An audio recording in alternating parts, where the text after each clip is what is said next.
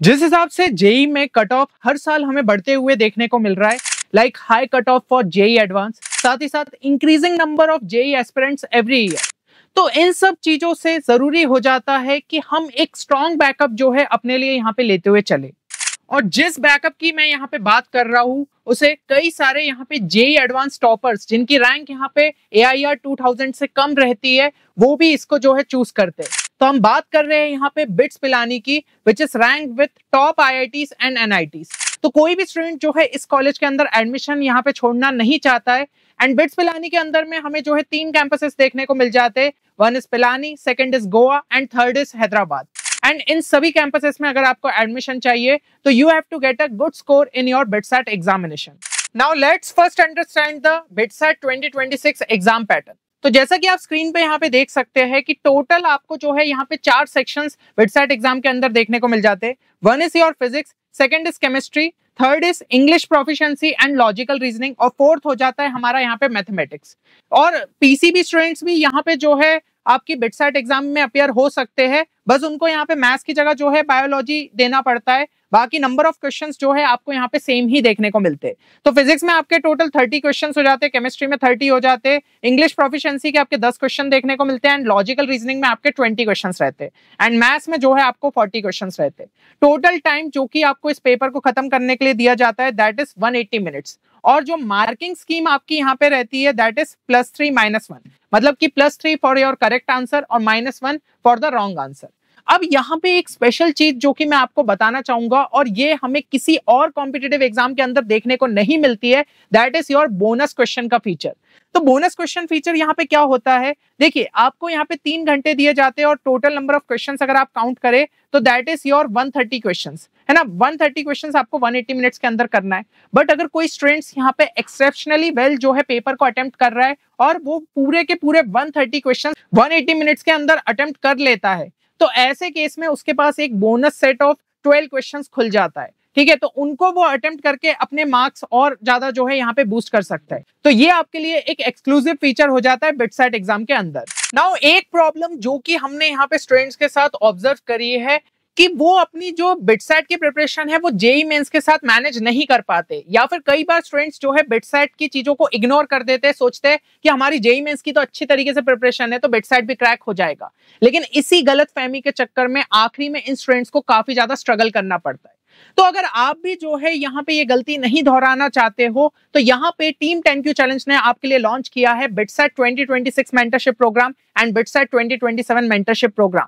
इस mentorship program में आपको 1-to-1 जो है मेंटरशिप यहाँ पे प्रोवाइड की जाएगी, साथ ही साथ आपके लिए जो है यहाँ पे कस्टमाइज टाइम टेबल भी डिजाइन किया जाएगा। तो आपकी प्रिपरेशन जो है प्रॉपर तरीके से यहाँ पे ट्रैक पे रहेगी और आप जो है बिटसैट के अंदर एक अच्छे स्कोर तक पहुंच पाएंगे। अब अगर आप इस मेंटरशिप प्रोग्राम में यहाँ पे इनरोल करना चाहते हैं तो सिंपली हमारी वेबसाइट www.10qchallenge.in पे विजिट कर सकते हैं और यहाँ पे जो है मेंटरशिप प्रोग्राम में इनरोल कर सकते हैं। बाकी अगर आपको कोई भी क्वेरी है इस प्रोग्राम से रिलेटेड तो जो स्क्रीन पे आपको नंबर दिख रहा है उस पे आप हमारी टीम को यहाँ पे कांटेक्ट भी कर सकते हैं। अब बिटसैट 2026 एग्जाम की अगर हम बात करें तो you have almost a year, और अगर आपने इसे सही से यहाँ पे प्लान कर लिया ना तो आप आराम से जो है बिट्स पिलानी के अंदर एडमिशन ले सकते हैं। तो यहाँ पे जो आपके पास टाइम है उसको हमने जो है 5 फेसेस में आपके लिए यहाँ पे डिवाइड कर दिया है, और अगर आपने जो है फेस वाइज मैनर में चीजों को यहाँ पे कंप्लीट किया तो डेफिनेटली यहाँ पे बिटसैट में आप एक अच्छा स्कोर निकाल सकते हैं। सबसे पहले जो हमारा यहाँ पे फेस 1 आता है दैट इज फाउंडेशन, जो कि हमारा यहाँ पे जुलाई से लेकर सितंबर के बीच में चलेगा।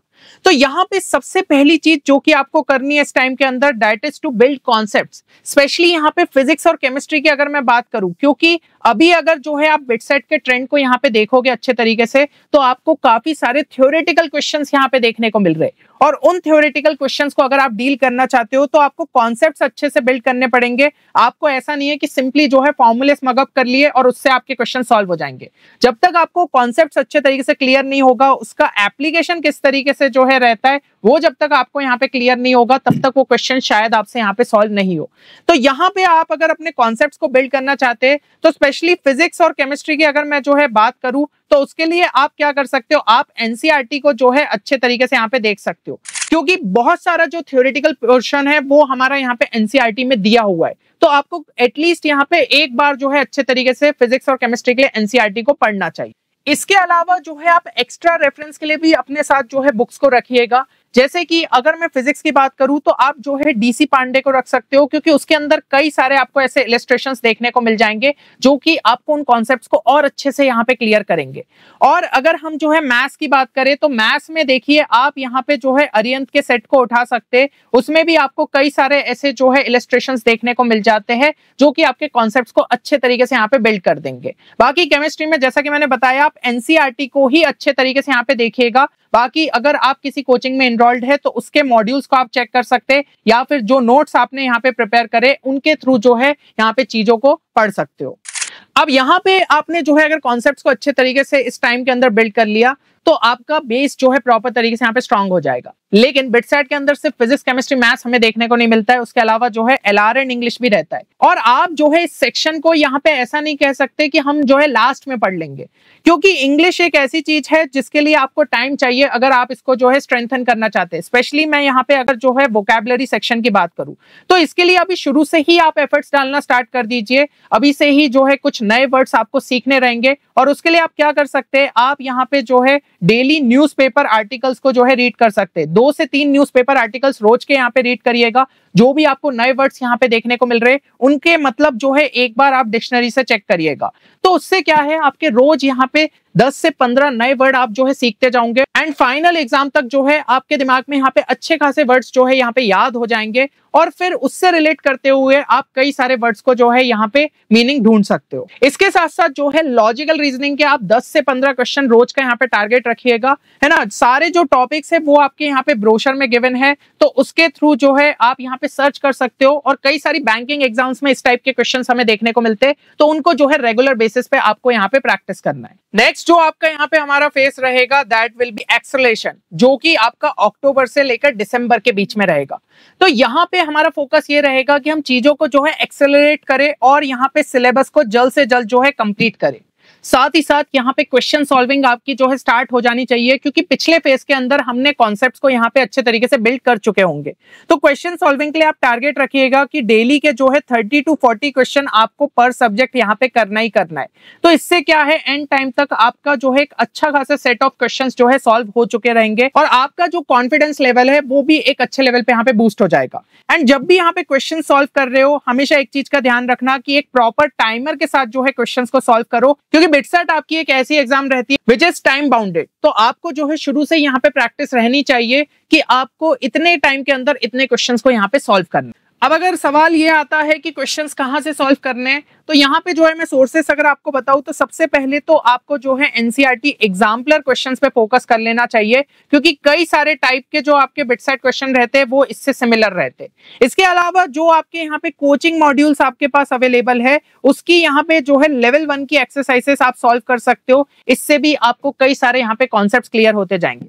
एंड फाइनली जो है आप यहाँ पे जेईई मेंस के जो है पीवाईक्यू सॉल्व कर सकते हैं।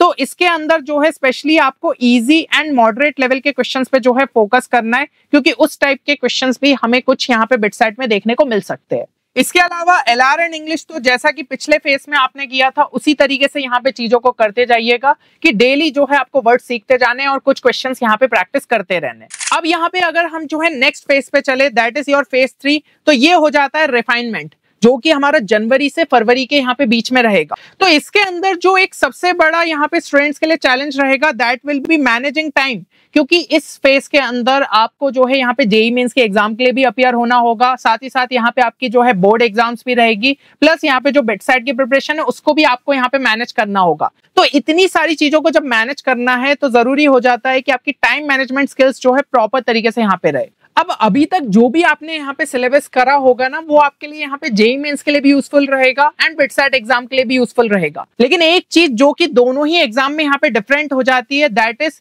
कि जेईई मेंस में कई सारा जो है आपका सिलेबस यहाँ पे डिलीट हो चुका है, लेकिन वो बिटसेट एग्जाम के अंदर हमें देखने को मिलेगा। तो जो भी आपके यहाँ पे टॉपिक्स एंड यहाँ पे जो चैप्टर्स है जो कि डिलीट हो चुके हैं जेईई मेंस से, उनको आपको बिटसेट के लिए अच्छे तरीके से यहाँ पे प्रिपेयर करना पड़ेगा। अब अगर आपको ये नहीं समझ में आ रहा है कि कौन कौन से ऐसे टॉपिक्स और चैप्टर्स है, तो टेंशन लेने की जरूरत नहीं है, क्योंकि हमने एक पीडीएफ आपके लिए यहाँ पे कंपाइल कर दी है सभी आपके डिलीटेड सेक्शंस की, जो कि बिटसेट के लिए यहाँ पे इंपॉर्टेंट है। तो सिंपली आप हमारे टेलीग्राम चैनल पे विजिट कर सकते हैं और उस पीडीएफ को डाउनलोड करके सारे जो आपके टॉपिक्स एंड चैप्टर्स है उनको यहाँ पे कंप्लीट कर सकते हैं। तो टेलीग्राम चैनल की लिंक जो है वो डिस्क्रिप्शन में है। अब आपका आ जाता है phase 4 which will be mock and mastery, जो कि आपका यहाँ पे मार्च से लेकर अप्रैल के बीच में रहेगा। तो इस फेज के अंदर स्पेशली आपको यहाँ पे मॉक टेस्ट जो है अब अटेम्प्ट करना स्टार्ट कर देना पड़ेगा, क्योंकि आपका जो है सिलेबस भी यहाँ पे अच्छे तरीके से कंप्लीट हो चुका होगा एंड जो है अच्छे खासे आपके यहाँ पे क्वेश्चंस भी जो है सॉल्व हो चुके होंगे। तो मॉक टेस्ट के ही थ्रू हमें पता चलेगा कि हमारी स्पीड एंड एक्यूरेसी कहाँ पे स्टैंड कर रही है और उसको जो है हमें किस तरीके से और इम्प्रूव करना है। तो आपको टारगेट यहाँ पे ये रखना होगा कि कम से कम जो है 2 मॉक टेस्ट आपको पर वीक जो है अटेम्प्ट करने ही करने हैं। अगर उससे ज्यादा कर रहे हो तो और भी बढ़िया है, लेकिन 2 का तो एटलीस्ट आपको यहाँ पे टारगेट करना होगा। और उसके बाद जो भी गलतियां हो रही है उन पे प्रॉपर तरीके से जो है एनालिसिस करिए और उनको जो है नेक्स्ट मॉक टेस्ट तक आपको सुधारना है। फिर एलआरएन इंग्लिश के लिए तो जो है कम से कम आप 1 घंटा जो है रोज का यहाँ पे डेडिकेट करिएगा इस फेस के टाइम पे भी, जिसके अंदर जो है और ज्यादा जो भी आपको यहाँ पे क्वेश्चंस देखने को मिल रहे हैं उनको आप अच्छे तरीके से जो है प्रैक्टिस करो। अब यहाँ पे जो है एक प्रो टिप मैं आपको देना चाहूंगा। अभी तक जो है आपके 3 फेसेस यहाँ पे खत्म हो चुके थे, फेज 1, फेज 2 एंड फेज 3। अब इनके दौरान आपने जो यहाँ पे चैप्टर्स पढ़े, तो हर चैप्टर पढ़ने के बाद आपको उसके शॉर्ट नोट्स जरूर से जो है प्रिपेयर करना है, क्योंकि इससे क्या होगा कि आपका जो पूरा चैप्टर है ना वो समराइज हो जाएगा 2 से 3 पेजेस के अंदर, जिसके अंदर सभी इंपॉर्टेंट फॉर्मूलाज एंड कॉन्सेप्ट्स जो है यहाँ पे इन्वॉल्व रहेंगे। तो लास्ट टाइम पे जब आप यहाँ पे मॉक टेस्ट अटेम्प्ट कर रहे होंगे, उससे पहले इन्हीं शॉर्ट नोट्स के थ्रू जो है आप चीजों को यहाँ पे रिवाइज करोगे, क्योंकि उस टाइम पे ना आप डिटेल्ड लेक्चर्स देख सकते हो, ना ही कोई जो है बड़ी बड़ी यहाँ पे बुक्स उठा सकते हो। तो यही शॉर्ट नोट्स आपके लिए लास्ट में काफी ज्यादा हेल्पफुल साबित होंगे। नाउ जो लास्ट फेज आपका यहाँ पे आ जाता है, that will be the final touch. मतलब कि आपने चीजें जो है बिटसेट के लिए अच्छे तरीके से यहाँ पे कंप्लीट कर ली है, अब बस एक जो यहाँ पे रहता है ना कि फिनिश अच्छे तरीके से करना है, वो ये वाला फेस रहेगा। तो ये आपका जो है मई में यहाँ पे स्टार्ट हो जाएगा। यहाँ पे आपको आपकी गलतियों को अच्छे तरीके से जो है एनालिसिस करना पड़ेगा। हो सकता है आपने मॉक टेस्ट के दौरान जो है गलतियां करी हो, या फिर जब क्वेश्चन सॉल्विंग कर रहे हो तो कोई पर्टिकुलर टाइप के क्वेश्चंस में आपने बहुत ज्यादा गलतियां करी हो। तो इन सभी गलतियों को जो है प्रॉपर तरीके से फिर से एनालाइज करो कि अब ये गलतियां जो है बिटसेट एग्जाम में यहाँ पे रिपीट नहीं होनी चाहिए। इसके लिए भी जो है आप अपनी शॉर्ट नोट्स में एक अलग से सेक्शन बना सकते हो, जहां पे आप उन चीजों को नोट डाउन करो कि भाई मॉक टेस्ट में मेरे कौन कौन से यहाँ पे क्वेश्चंस गलत हुए, कहाँ पे मेरे कॉन्सेप्ट्स यहाँ पे रॉन्ग हुए थे, या फिर जब भी आप क्वेश्चन सॉल्विंग कर रहे हो उसमें स्पेसिफिक कोई आपको ऐसे लग रहे जो क्वेश्चंस अच्छे थे या फिर जो है आपके काफी ज्यादा गलत हुए, तो उनको आप उसके अंदर जो है नोट डाउन कर सकते हो। आखिरी में इन्हीं को रेफर करते हुए हम अपनी गलतियों को सुधारेंगे। इसके अलावा जो है मॉक टेस्ट तो आपको फिर से देना ही देना है ना। कम से कम टारगेट रखिएगा कि मई में अगर आपको जो है 20 डेज के आसपास का टाइम मिल रहा है तो 10 मॉक टेस्ट एटलीस्ट आप वहां पे दो। और जो है चीजों का यहाँ पे रिवीजन भी अच्छे तरीके से करना, मतलब कि आप टारगेट रखिए कि कम से कम दिन के जो है 3 से 4 घंटे आपको अच्छे तरीके से रिवीजन करना है। उसके अलावा जो है एलआरएन इंग्लिश में भी आप थोड़ा सा टाइम बढ़ा देना, क्योंकि ये एक ऐसा सेक्शन है जो कि 90 मार्क्स का वेटेज कैरी करता है और सबसे ज्यादा स्कोरिंग हो सकता है अगर आपने अच्छे तरीके से प्रैक्टिस करी।